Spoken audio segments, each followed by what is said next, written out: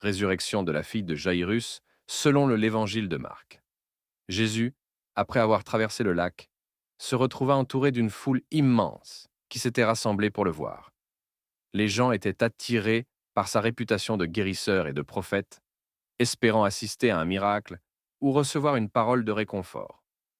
Parmi eux se trouvait Jaïrus, un chef respecté de la synagogue, qui se précipita vers Jésus avec une urgence désespérée. Jaïrus, le visage marqué par l'angoisse, tomba aux pieds de Jésus et le supplia avec ferveur. Sa fille unique était mourante. Il implora Jésus de venir chez lui pour poser ses mains sur elle afin qu'elle soit guérie et vive. Touché par la détresse de cet homme, Jésus accepta de l'accompagner, et ils se mirent en route, suivis par la foule pressante. En chemin, une femme qui souffrait d'une perte de sang depuis 12 ans et qui avait dépensé tout son argent en traitements inefficaces, s'approcha discrètement de Jésus. Elle croyait fermement que toucher simplement le bord de son vêtement suffirait à la guérir.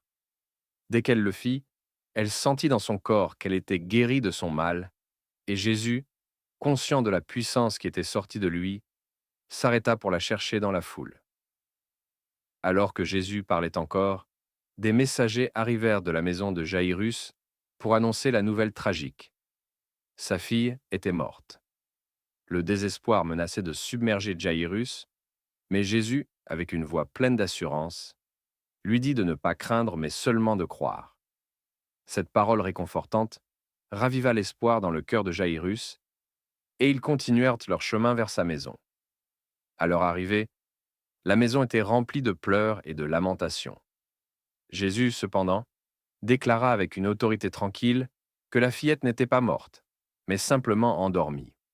Les gens se moquèrent de lui, mais il demanda à tous de sortir, ne gardant avec lui que les parents de l'enfant et ses disciples les plus proches.